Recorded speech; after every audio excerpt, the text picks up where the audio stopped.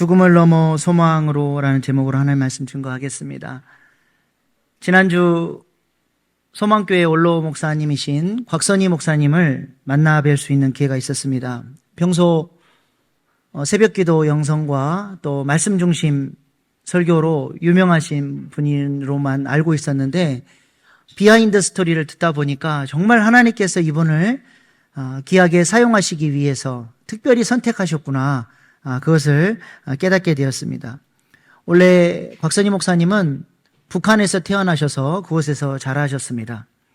아주 믿음 좋은 가정에서 태어났는데 공산당들에 의해서 예수 믿는다는 이유로 아버지가 자신이 보는 앞에서 총살당해서 죽는 것을 목격을 했고, 어머니와 자신은 강제 노동 수용소로 끌려가서 모진 고난을 당하며 살았습니다. 그러다가 6.25 전쟁이 발발하게 됐고, 그 전쟁통에 수용소에서 빠져나올 수 있었고 남한으로 극적으로 내려올 수 있게 됐습니다. 원래 곽선희 목사님 어머니는 건강이 안 좋으셔서 월경을 전혀 하지 못하는 그런 여인이었는데 10년 동안을 자녀를 달라고 간절히 기도했더니 하나님께서 41세에 딱 일생에 딱 한 번 월경을 하고 그 이후에 곽선희 목사님을 임신하고 낳게 되었다는 것입니다. 10년 동안 기도해서 낳은 아들을 하나님께서 그 기도를 받으시고 귀하게 사용하신 것이죠. 하나님께서 쓰시는 사람들은 다 이렇게 기도의 유산이 있습니다. 기도는 사라지지 않는다라는 책이 있습니다. 이 책이 강조하는 것은 하나님께서 우리의 기도를 너무 소중히 금처럼 여기셔서 하나님 나라 기도 보관소에 우리의 기도를 차곡차곡 잘 쌓아 놓으셨다가 하나님의 뜻에 맞게 하나님의 때에 그 기도대로 응답하여 주시고 역사해 주신다라고 하는 것을 강조하는 책입니다.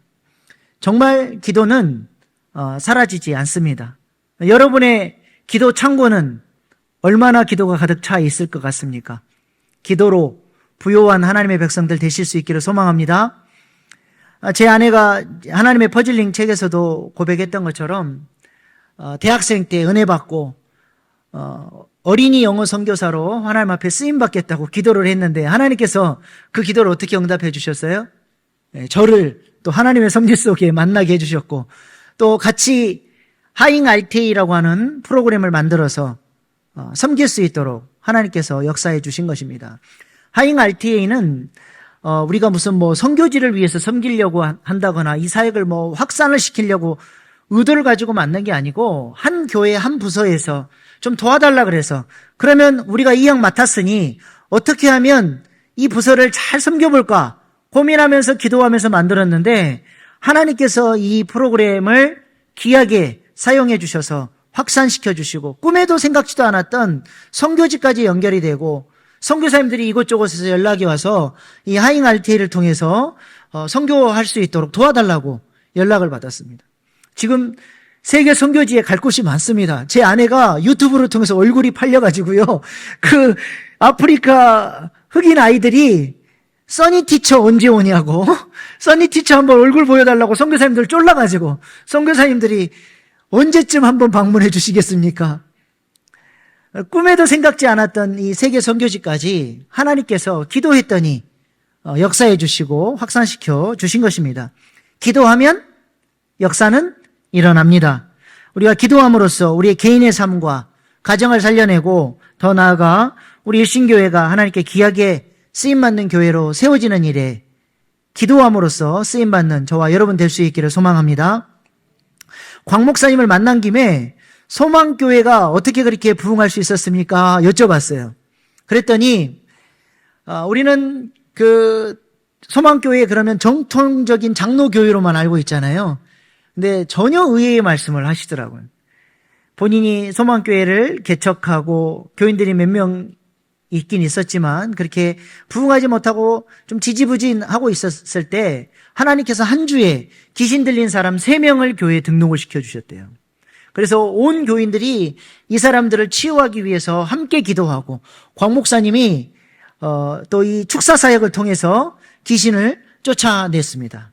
그랬더니 주변에 소문이 나기를 지금 개척한 저 소망교회 목사님은 귀신을 쫓아내는 능력 있는 목사님이다. 이게 소문이 나기 시작하면서 사람들이 몰려오기 시작했다는 거예요. 그래서 자기는 장로교 목사지만 순복음 영성을 좋아한다. 그래서 유학 갔다 와서도 여의도 순복음교회 금요기도에도 참여하고 기도하는 것도 배우고 그러셨다는 거예요. 그러면서 저에게도 말씀하시는 거예요. 장로교 목사라고 성령의 은사 제한하지 말고 우리 예수님께서 하셨던 것처럼 우리 예수님이 죽은 자도 살리고 병든 자도 고치고 귀신도 쫓아내고 초자연적인 사역들과 함께 하나님의 말씀을 전했던 것처럼 박 목사님도 주신 은사 소멸시키지 말고 그 은사 가지고 능력 있게 사역을 하라고 말씀해 주시더라고요. 저랑 코드가 어쩜 그렇게 잘 맞는지. 저도 이 장로교 목사지만 이 순복음 영상 특히 기도하는 걸 좋아하잖아요. 우리 교회 기도 제목이 뭡니까? 남아나역 같은 성전이 되게 하소서. 성령의 불이 떨어져서 시기와 미움과 귀신도 떠나가고 하나님의 놀라운 성령의 은혜를 경험하는 교회. 하나님의 살아계심이 성령의 역사가 눈으로 목도되어지는 교회. 그런 교회가 우리 교회가 되기를 기도하고 있지 않습니까? 이 성령 강림 주일에 우리가 이러한 뜨거운 성령의 역사가 우리 교회 가운데 충만할 수 있도록 기도할 수 있기를 소망합니다. 올해 우리 주제가 하나님을 왕으로 높이는 교회인데 내년에는 뭐예요? 여기 다 3년치가 적혀 있어요. 성령의 교통이 충만한 교회. 그래서 우리는 어찌됐든 기도하고 성령의 불이 떨어지는 교회가 되어야 할 줄로 믿습니다. 기도하면 하나님께서 그런 역사를 이루어 주시리라 믿습니다. 그래서 중직자 이상 되신 분들은 새벽 기도를 나오셔야 돼요. 특별히 피택되신 분들 새벽 예배에 오시기 바랍니다. 너무 이렇게 멀고 교회에 새벽 예배를 참여하기 어려우신 분들은 집 가까운 교회를 가셔서 기도하시고 그것도 힘들다 싶으면 일주일에 한 번이라도 금요기도에 오셔서 좀 부르짖고 기도하고 하나님의 능력을 경험하고 성령의 역사심을 달라고 기도할 수 있는 우리 일신교회 중직들 다 될 수 있기를 소망합니다. 우리 은퇴 권사님들은 주중에 뭐 하십니까?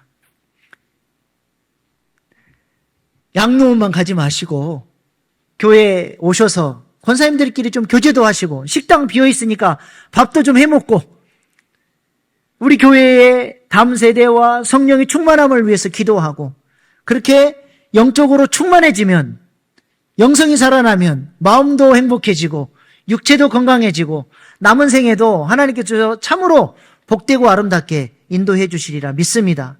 그래서 저는 우리 교회가 매주 그냥 매일 텅텅 비어있는 게 아니라 뜨겁게 기도하고 기도하는 소리가 끊이질 않고 성령의 뜨거운 역사가 운행하는 그런 교통하는 그런 교회 됐으면 좋겠습니다. 이 성령 강림 주일에 기도하라는 하나님의 음성을 듣고 결단할 수 있기를 소망합니다. 곽서희 목사님은 올해 만 90세시더라고요. 근데 얼마나 정정하시고 말씀도 잘 전하시고 여러 가지 사역들을 감당하시는지 저게 그 아버지의 순교의 피와 어머니의 그 목숨 걸고 하는 그 기도 그 믿음의 유산이 곽선희 목사님을 곽선희 목사님 되게 하셨구나 생각했습니다. 우리 자녀들에게 여러분이 무엇을 남겨주시겠습니까? 기도의 유산을 남겨줄 수 있기를 소망합니다. 작년에 사모님이 돌아가셨는데 사모님이 은퇴 이후에 늘 간절히 기도하는 게 뭐였냐면 치매 걸리지 않게 해달라고 기도했다는 거예요. 연세 드신 분들의 가장 무서운 병은 치매 아닙니까? 얼마나 치매에 안 걸리게 해달라고 기도를 간절히 하는지 하루는 노곤해서 광 목사님이 빨리 잠이 드셨어요. 근데 침대에 머리맡에서 얼마나 기도를 뜨겁게 하시는지 잠이 깬 거예요. 뭔 기도를 하나 들어보니까 또 치매 안 걸리게 해달라고 간절히 기도를 하고 계시더래요. 그래서 어이 사모님 그 정도 기도했으면 하나님도 알아들었을 테니까 제발 좀 시끄럽게 하지 말고 좀 잠 좀 잡시다 그랬다는 거예요. 그런데도 그냥 그렇게 기도를 했는데 하나님께서 그 기도대로 응답해 주셔서 장수하시고 건강하게 해주셨을 뿐만 아니라 돌아가시기 1시간 전까지 강 목사님하고 둘이서 농담 주고받고 과거에 하나님께서 행하셨던 일들 찬양하고 이야기하면서 기뻐하고 찬양하다가 돌아가셨다는, 편하게 돌아가셨다는, 얼마나 복된 죽음입니까? 우리에도 이런 복된 죽음을 맞이할 수 있기를 소망합니다. 여러분이 그런 소원을 가지고 기도하시면 하나님께서 그대로 응답해 주시리라 믿습니다. 오늘 본문의 야곱의 죽음도 얼마나 복된 죽음입니까? 히브리서 기자는 야곱의 죽음에 대해서 이렇게 말씀합니다. 히브리서 11장 21절 말씀입니다. 믿음으로 야곱은 죽을 때 요셉의 각 아들에게 축복하고 그 지팡이 머리에 의지하여 경배하였으며, 믿음으로 죽을 때까지 뭘 했어요? 축복하고 하나님을 경배하고 찬양하고 마지막 순간까지 하나님 앞에 쓰임받았다라고 하는 것입니다. 야곱은 이렇게 자신에게 맡겨준 믿음의 경주를 잘 달렸을 뿐만 아니라 그 믿음의 바톤을 다음 세대에게, 자녀손들에게 잘 전달했고, 이제는 하나님께서 주실 상급을 믿음의 눈으로 바라보며 감사하며 경배하며 주님 품에 평안하게 안기게 된 것입니다. 우리의 삶도 이 땅의 가치를 뛰어넘어서 하나님 나라의 가치를 바라보고 영원한 세계를 지혜롭게 준비하며 주님 주실 상급을 바라보며 찬양하며 주님 품에 안길 수 있기를 소망합니다. 요셉은 이렇게 평안함 가운데 하나님 품에 안겼어요. 그리고 얼마나 성대한 장례식인지 거의 황제에 준하는 그런 70일간의 장례가 성대하게 마쳐집니다. 40일 동안 아마 미라로 만들었던 것 같아요. 가나안 땅까지 멀리 장례길을 가야 했기 때문에 일부러 형품 처리를 해서 가나안 땅까지 가서 그 성대한 장례식이 잘 마쳐지게 됩니다. 장례를 마치고 난 이후에 요셉의 형들의 마음 가운데 근데 큰 불안과 두려움이 찾아오게 됐어요. 오늘 본문 15절 말씀입니다. 요셉의 형제들이 그들의 아버지가 죽었음을 보고 말하되 요셉이 혹시 우리를 미워하여 우리가 그에게 행한 모든 악을 다 갚지나 아니할까 하고, 우리말 성경에는 혹시나 복수하면 어떡할까 걱정하는 것 같지만 원문에는 확신을 가지고 반드시 아버지가 죽었으니 요셉이 이제 우리에게 복수의 칼날을 들 것이다 라고 하는 확신을 가지고 그들이 두려워하고 있습니다. 그러니까 그들이 이제 어떻게 행동합니까? 오늘 본문 16절 17절 말씀입니다. 요셉에게 말을 전하여 이르되 당신의 아버지가 돌아가시기 전에 명령하여 이르시기를 너희는 이같이 요셉에게 이르라. 내 형들이 내게 악을 행하였을지라도 이제 바라건대 그들의 허물과 죄를 용서하라 하셨나니 당신 아버지 하나님의 종들인 우리 죄를 이제 용서하소서 하매 요셉이 그들이 그에게 하는 말을 들을 때 울었더라. 아버지가 요셉 말고 요셉의 형들에게 요셉에게 일러라 이렇게 말을 했다는 거예요. 100% 거짓말입니다. 무슨 야곱이 요셉을 따로 불러서 축복을 하는 사이인데 요셉에게 말을 안 하고 요셉의 형들에게 이런 그 유언을 남겼다고요? 100% 거짓말이에요. 아버지가 우리를 용서하라 그랬으니 우리 죄를 용서해 주셔 싹싹 비는 거예요. 그 모습을 보고 요셉이 너무 안타까워서 눈물을 흘립니다. 요셉의 형들이 요셉을 몇 살에 팔았습니까? 17살에 팔렸잖아요. 그리고 13년 동안 종살이를 하고 30세에 총리가 됐어요. 총리가 된 이후에 7년 동안 풍년이 들었고 2년 동안의 흉년이 들었을 때 그때 이제 비로소 형제들을 만나게 되죠. 몇 년 만에 만난 거예요? 그러니까 22년 만에 만났잖아요. 그리고 애굽에 와서 몇 년 더 살았어요? 야곱이 130세에 바로왕 앞에 서서 축복을 하고 147세에 죽었으니까 17년을 더 애굽에서 살았잖아요. 그러니까 22년 더하기 17년 하면 몇 년이에요? 39년이죠. 약 40년 동안을 요셉을 판 그 순간부터 요셉의 형들은 죄책감과 두려움과 불안 가운데 살았다라고 하는 것입니다. 그 형제들의 그 안타까운 모습, 평안이 없는 모습, 그 모습을 보고 요셉이 눈물을 흘린 것입니다. 요셉은 이미 형들에게 여러 차례에 걸쳐서 하나님께서 생명을 살리시기 위해서 하나님의 섭리 가운데 나를 이곳에 보내셨다. 형들이 나를 판 것이 아니라 하나님이 하셨습니다. 그러니 서로 원망하지도 말고 미워하지도 말고 나는 이미 다 용서했으니 편안하게 마음을 먹으라고 해도 이 사실을 받아들이지를 않고 계속 죄책감에 이들이 눌려 있었던 것이죠.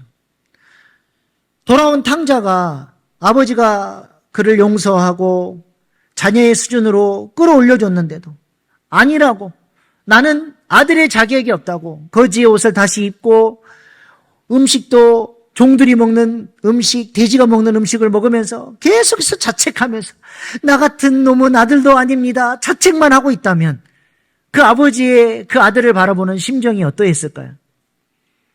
요셉이 지금 딱 그 마음입니다. 너무너무 안타까운 거예요. 왜 용서의 메시지를 전하고 하나님께서 하셨다라고 하는 이 복음의 메시지를 전해줬는데도 불구하고 그걸 못 받아들이냐는 거예요. 계속 죄책감에 눌려 있는 거예요. 이것은 동일하게 우리 주님의 십자가의 은혜와 사랑이 있음에도 불구하고 그 사랑을 깨닫지 못하고 죄책감에 눌리고 불안하고 두렵게 살아가는 사람들을 향한 우리 주님의 눈물인 줄로 믿습니다.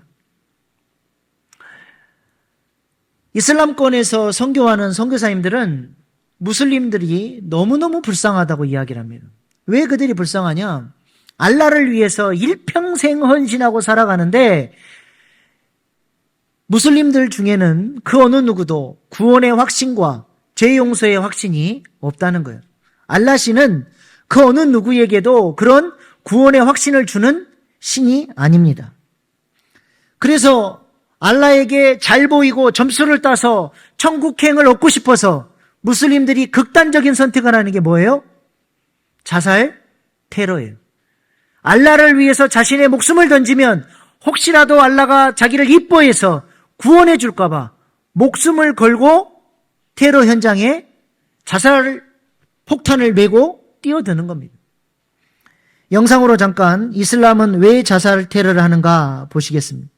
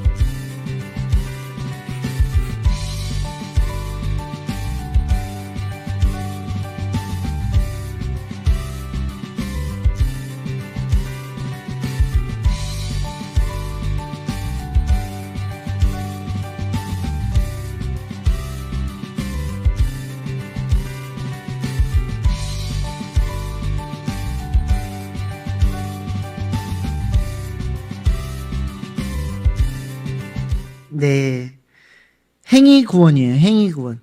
잘 보여야 돼요. 그래서 이슬람 메카에서 성지순례를 하다 밟혀 죽어도 그것은 복된 것이다.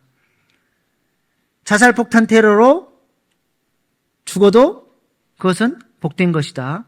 가르칩니다. 근데 이 이슬람이 지금 우리나라로 물밀듯이 밀려오고 있습니다. 이슬람 선교사 한 사람을 섬기기 위해서 이슬람 8가정이 함께 따라 들어와서 일을 하면서 이 선교사 한 사람을 지원하는데 이 일이 지금 우리나라에서 엄청난 이슬람 자본력을 가지고 들어오고 있다는 사실을 기억하시고 기도하셔야 됩니다. 이 사람들은 구원의 확신이 없어요.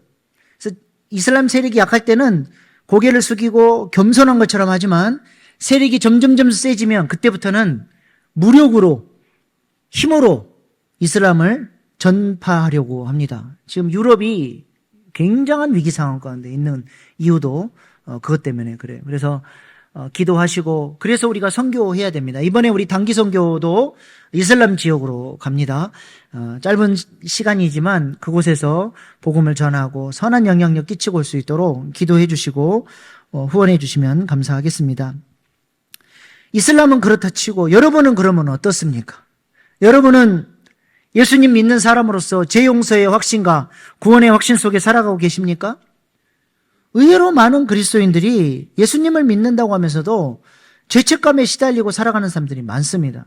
제가 예전에 섬겼던 교회에 한 청년이 정신병원 간호사로 일을 했는데 한번 저한테 그런 질문을 하더라고요. 목사님, 우리 병원의 환자들 중에 압도적으로 많은 숫자, 많은 비율이 그리스도인입니다. 예수님을 믿는데 어쩜 이럴 수 있습니까? 라고 묻더라고요.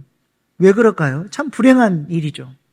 하나님께서 말씀하신 수준은 하늘인데 나는 이 정도밖에 못 살아. 늘 여기서 오는 괴리감 때문에 죄책감을 가지고 힘들어하고 그러다가 정신병까지 걸린다는 것입니다.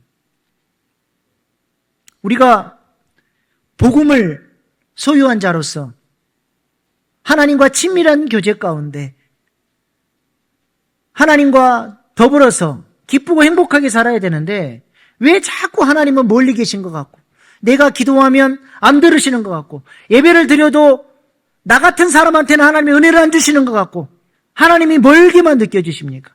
왜 그렇습니까? 그건 복음이 아니에요. 사탄에게 속는 겁니다. 사탄이 그리스도인들을 속이는 방법 중에 하나가 바로 죄책감입니다. 많은 사람들이 여기에 속고 넘어가는 것이죠.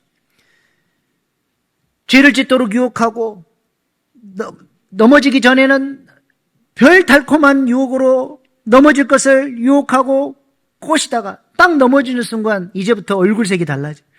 참소하고 정죄하고 너 같은 존재 하나님께서 기뻐하지 않는다. 너의 기도는 하나님 들어주지 않는다. 그러면서 교회 신앙생활을 하면서 늘 하나님이 나를 때리시면 어떡하지? 이러다가 내가 건강에 위기가 오면 어떡하지? 내 사업에 위기가 오면 어떡하지? 자꾸 두렵게 살아가는 거예요. 그러면서 예배 가운데 나오사도 치유하시고 회복하시는 하나님의 은혜 가운데 나아가서 용서와 사랑과 세임을 공급받아야 되는데 예배 가운데 나와서도 죄만 바라보다가 고개 숙이고 있다가 하나님과 상관없이 은혜 없이 그렇게 또 돌아가 버린다고 하는 것입니다. 어떻게 해야 됩니까? 우리의 이 생각, 감정 여기에 집중하면 안 되고 어디에 집중해야 돼요? 약속을 붙들어야 돼요. 약속을. 에레미야 예가 3장에 보면 에레미야 선지자가 낙심을 하는 일이 생깁니다. 하나님께서 예루살렘을 심판하실 것을 명령하셨어요. 정말 하나님께서 어떻게 이 예루살렘을 심판하실 것인지를 예언했지만 막상 하나님의 심판의 칼날이 떨어지니까 너무 무섭게 떨어집니다. 그래서 자기가 예언했음에도 불구하고 하나님의 심판이 너무 무서워서 하나님이 우리를 완전히 버린 것은 아닌가라는 그런 마음이 들 만큼 낙심이 들었어요.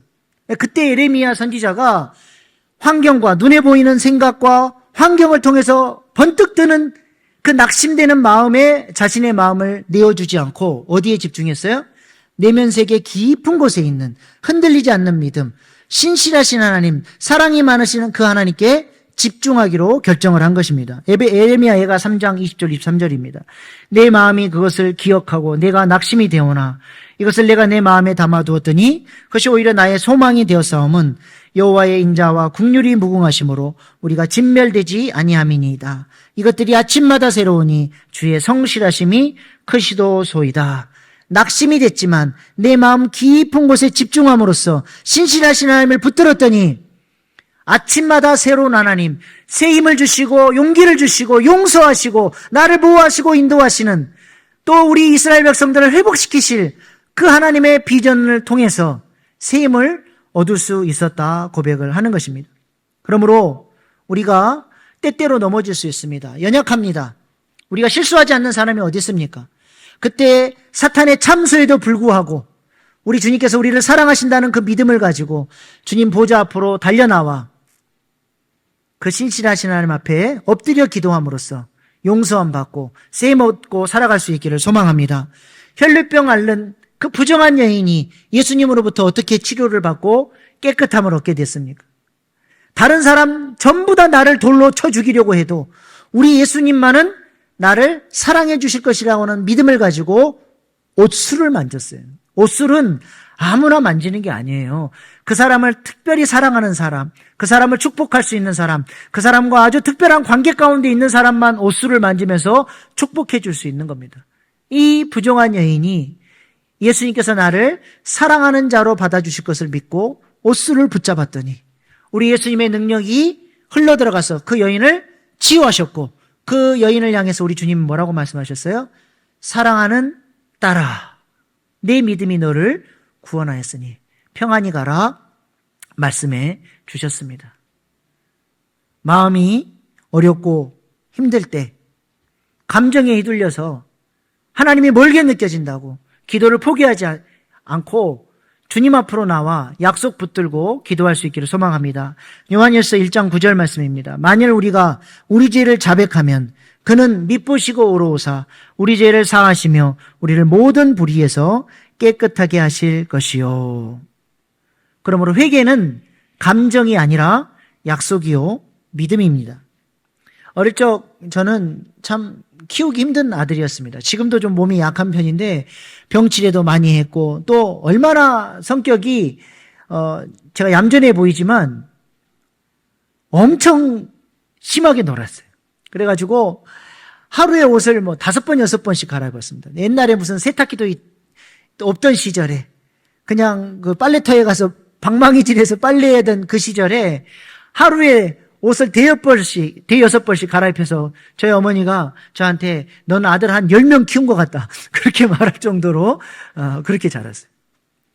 제가 밖에 나가서 그냥 지능놀이 이런 거 좋아하니까 옷을 다 적시고 오는 거죠. 근데 그럴 때마다, 제가 집에 들어올 때마다 내가 몰골이 이래서 우리 부모님이 나를 아들로 안 받아주시면 어떡하지? 그렇게 걱정해 본 적이 없습니다. 대문 빵 차고 들어가서 엄마 그러는 거예요. 엄마 깜짝 놀래가지고 아이고 어디서 또 그렇게 놀았냐. 옷 벗겨가지고 빨간 고무 대야에 따뜻한 물 받아서 목욕시켜 주시고 엉덩이한테 때리면서 이제 내 새끼 같네. 더러울 때도 내 새끼였고 깨끗하니까 더 내 새끼 같은 거예요. 우리 하나님이 우리를 향한 마음입니다.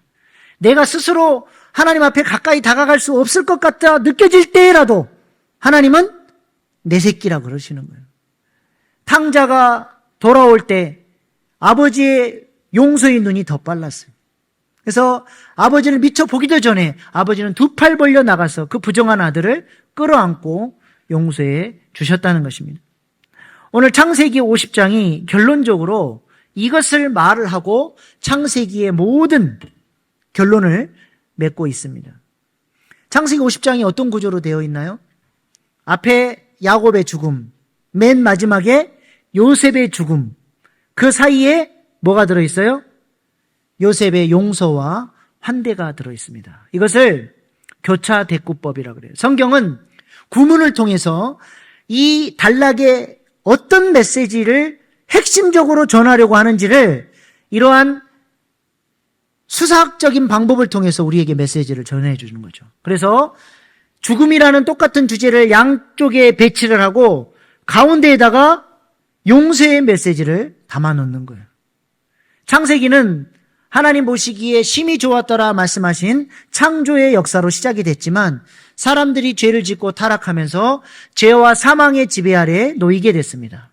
그래서 야곱도 요셉도 죽었어요. 하나님께서 회복시켜 주실 하나님 나라를 보지 못하고 죽었습니다.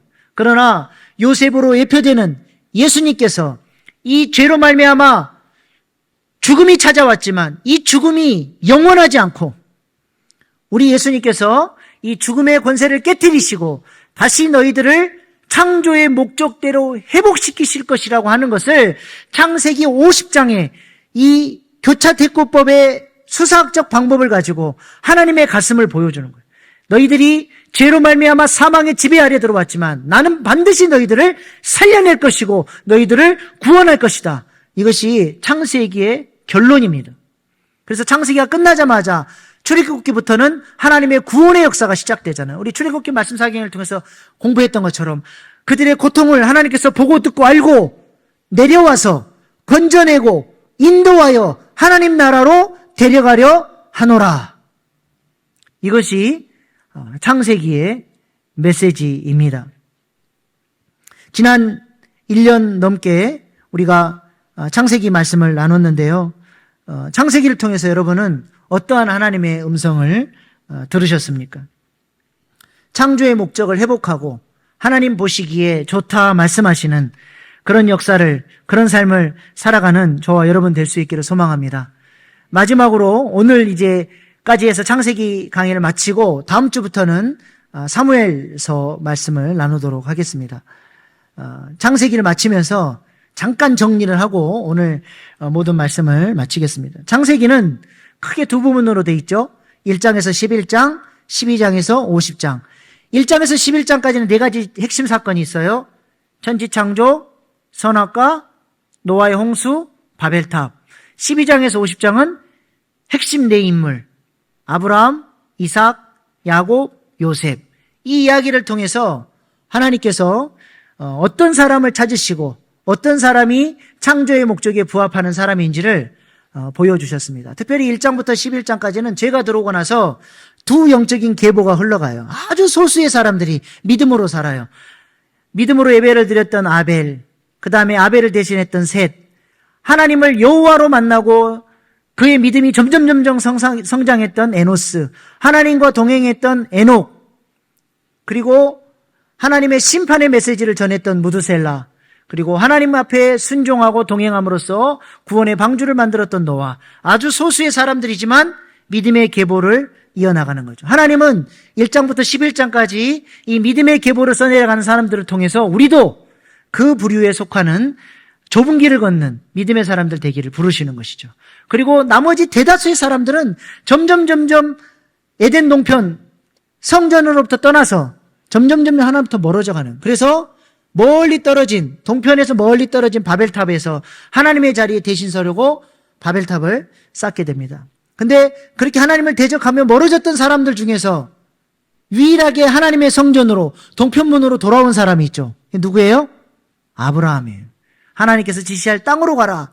그래서 다시 하나님의 성전으로 돌아와서 아브라함의 믿음의 계보를 통해서 하나님 나라의 역사를 이뤄 가시죠. 하나님은 아브라함과 롯을 비교해 주시고 이삭과 이스마엘을 비교해 주시고 야곱과 에서를 비교하면서 우리가 어떤 사람이 되기를 원하시는 거예요? 아브라함처럼. 롯은 세상 질서를 따라가 버렸지만 아브라함은 하나님의 말씀을 지키고 하나님을 왕으로 높이며 살아가는 인생, 그것을 보여주셨죠. 이스마엘은 자기 힘으로, 자기 의로 무엇인가 잃어버리고 자신의 힘으로 살아가려고 했던 삶의 열매라면 이삭은 은혜의 열매죠. 하나님은 우리가 은혜로 말미암아 이삭과 같은 열매를 내어놓기를 원하고, 야곱은 성령의 인도를 따라서 옛사람 야곱을 버리고 이스라엘로 살아냈던 사람.